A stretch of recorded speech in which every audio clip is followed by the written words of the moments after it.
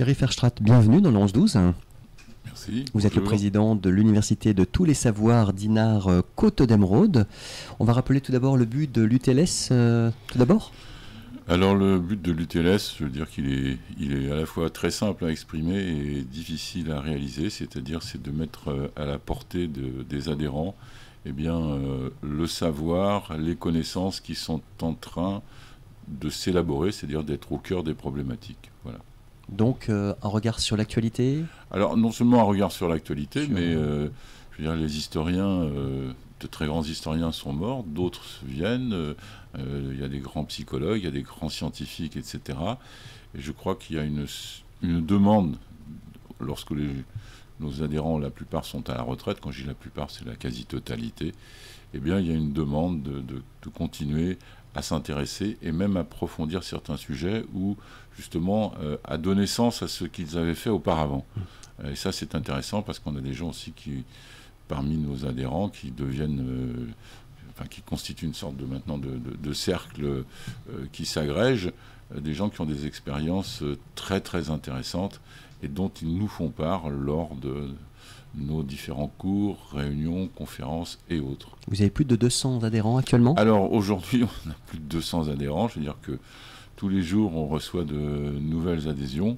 Donc ça nous fait énormément plaisir. J'en profite pour dire que le 4 octobre, nous faisons un pot des nouveaux adhérents. Alors, je ne sais pas combien ils seront, mais on fait un pot parce que je trouve que c'est tout à fait bien de les accueillir. Et puis surtout, nous sommes très contents, c'est que dans ces nouveaux adhérents, il y a des jeunes. Alors quand j'entends des jeunes, pour nous, c'est des gens qui ont eu la chance de prendre ou de pouvoir prendre leur retraite entre 58 et 61 et 62 ans et qui viennent nous rejoindre et qui habitent depuis peu, pour la plupart, la région. Et avant le 4 octobre, il y a l'Assemblée Générale. Hein. Alors avant le 4 octobre, c'est-à-dire vendredi, il y a l'Assemblée Générale. Et donc il y a 2 temps dans cette Assemblée Générale. Il y a un premier temps qui est une Assemblée Générale extraordinaire, parce que nous avons, si j'ose dire, toiletté nos statuts pour les rendre encore plus conformes, je veux dire, à la fois aux exigences de l'UFUTA et aux exigences, nos exigences. Et ensuite, on a une Assemblée Générale ordinaire. Alors, cette Assemblée Générale ordinaire, elle a pour nous un caractère un peu exceptionnel, parce que nous avons eu et nous savons que nous allons avoir la présence d'un maire, celui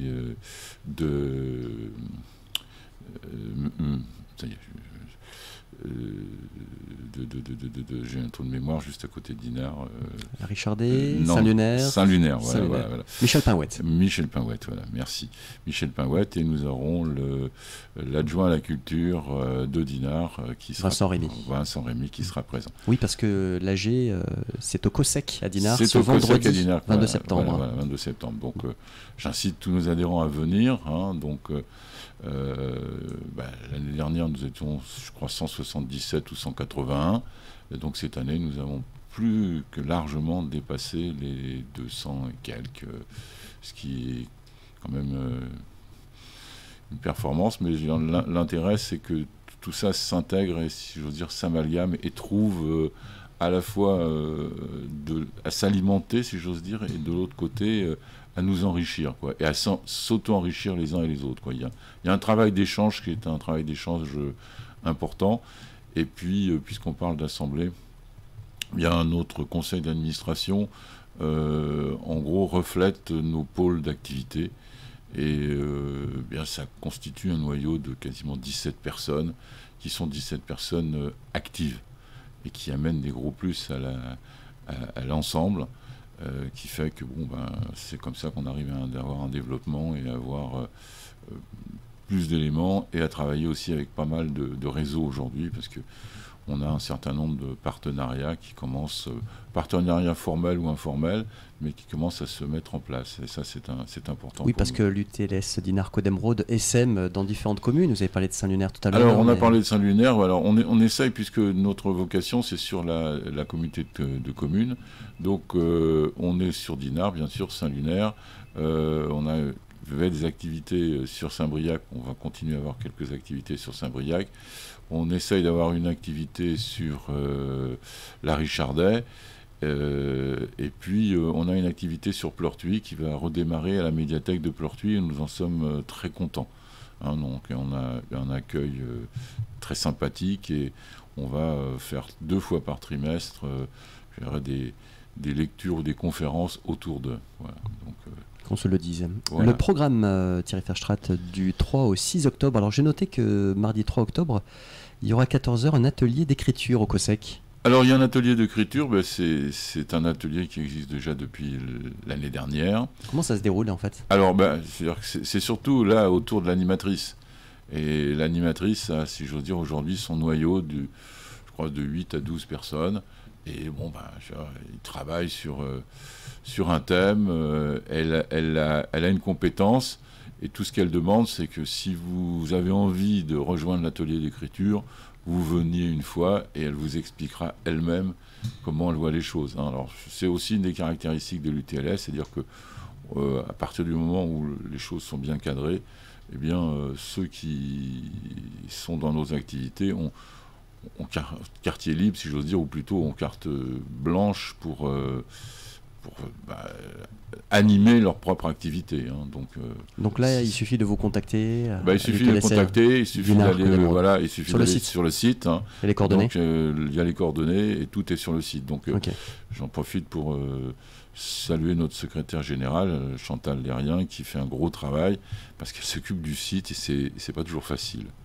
Mercredi 4 octobre, il y aura 10h30. Les rencontres du mercredi, alors là, c'est à la médiathèque de Pleurtuis. Hein. Alors là, c'est à la médiathèque de Pleurtuis. Alors donc, il y a 2 thèmes. On a retenu Prométhée avec le livre de Sloterdijk. Hein, donc, au fond, pour lui, en 2 mots, nous sommes toujours dans l'ère de Prométhée.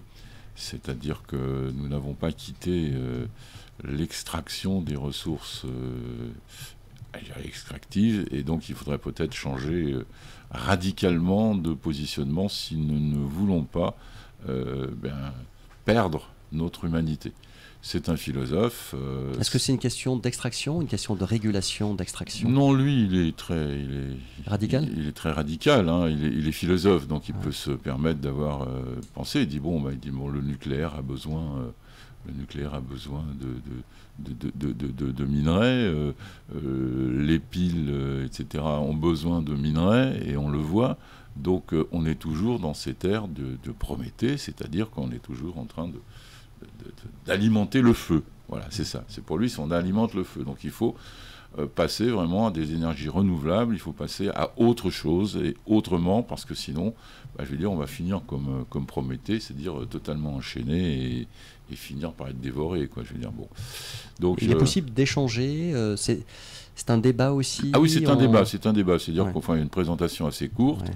Son livre est abordable, à condition qu'on prenne un peu de temps, et en plus, c'est pour échanger. Ça annonce un petit peu, si vous voulez, la journée complète sur la géopolitique de l'énergie, le 24 novembre, où là, nous avons un scientifique qui vient nous expliquer qui va nous présenter ce qu'est l'atome. J'en profite aussi pour dire que nous organisons un voyage à Flamanville pour visiter la centrale nucléaire de Flamanville, et que nous irons en autobus, mais que déjà, avant même d'avoir pris les inscriptions ont commencé hier, c'est quasiment complet. D'accord. Donc ce qui veut dire qu'il y a un intérêt, une fascination sur le nucléaire. Voilà. Ok. Jeudi 5 octobre, Thierry Verstraete, à 10h30, Histoire des idées politiques au cinéma de Saint-Lunaire. Oui, alors le synopsis cette année sera beaucoup plus complet. Moi, je termine là sur le fascisme italien. Je vais aborder quelque chose qui est assez dur, c'est-à-dire le nazisme, et ensuite derrière, j'aborderai toutes les théories, et les théories, disons, autoritaires, que ce soit Péronne, Franco ou d'autres. Et puis ensuite, on continuera encore. Et donc là, cette petite nouveauté, ça durera pratiquement 2 heures, avec une interruption entre deux, et un synopsis beaucoup plus détaillé que je suis en train de finaliser. Hein. Donc la semaine prochaine, je suis en hibernation totale pour tout finaliser, avec des textes, avec des éléments à lire, et on a un public qui s'élargit de plus en plus, avec un noyau de 35 personnes. Ce qui fait que je pourrais développer aussi à côté des petits ateliers d'approfondissement pour ceux qui sont volontaires, à 5 ou 6. Après, c'est question de trouver un local, parce que certains ont envie d'aller un peu plus loin. Je ne doute pas que vous allez le trouver, parce que vous êtes dans une dynamique Alors, vertueuse. Je dirais que nous réservons une surprise à nos adhérents.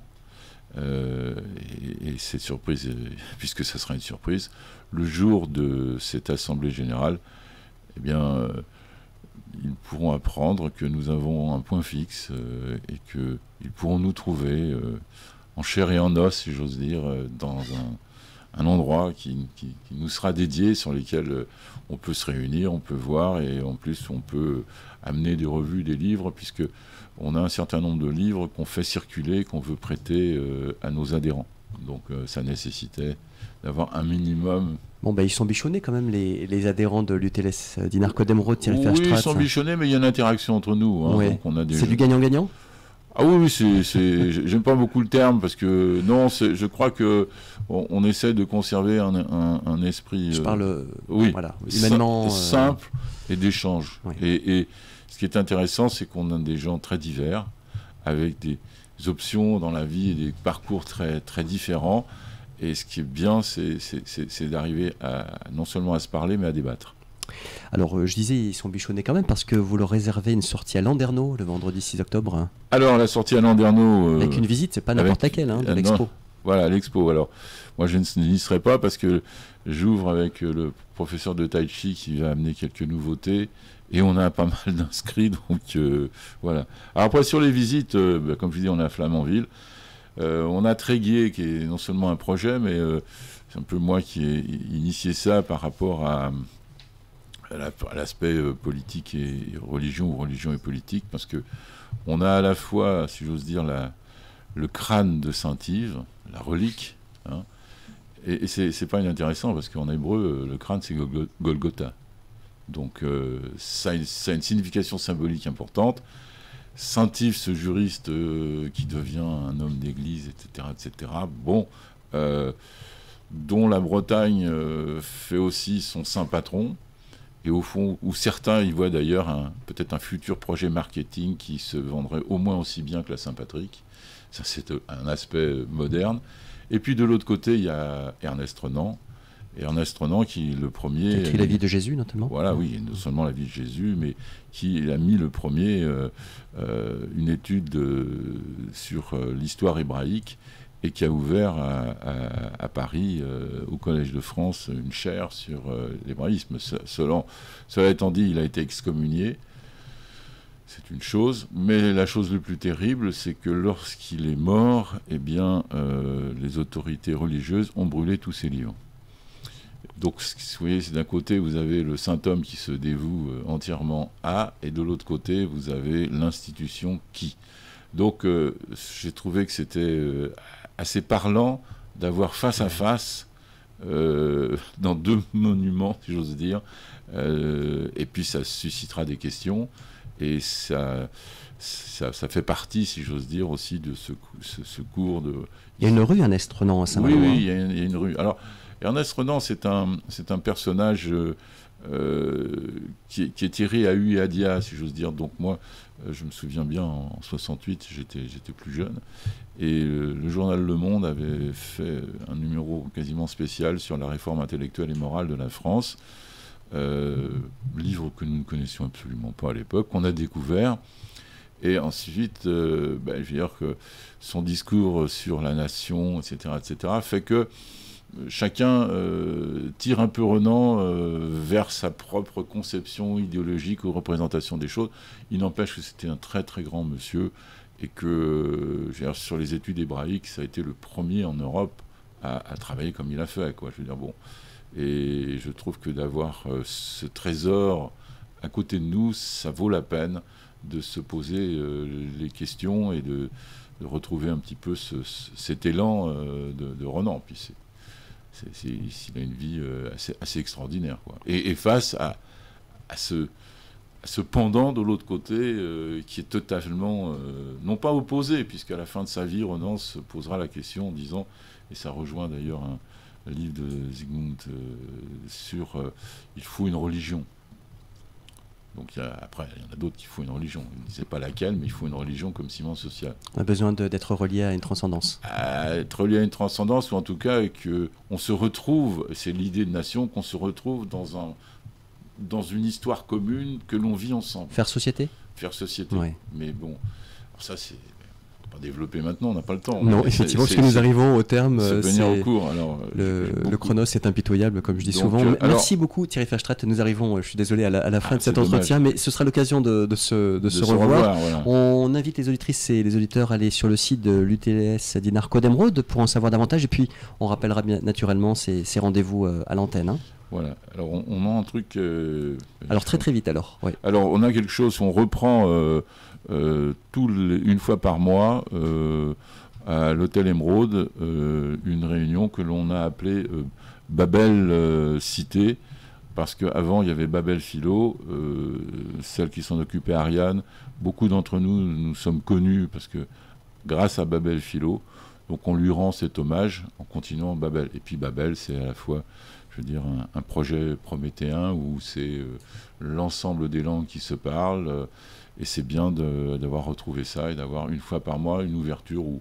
Ils sont dispersés aussi, ces hommes. Hein. Voilà, ils sont dispersés aussi. Ouais. Et d'avoir une ouverture qui fait qu'on peut aussi discuter. On a énormément de thèmes à discuter. Voilà. Merci beaucoup. Sujet intéressant de débat. Merci beaucoup Thierry Verstraete, président de l'Université du temps libre de tous les savoirs Dinard Côte d'Emeraude. À bientôt. Voilà. Alors donc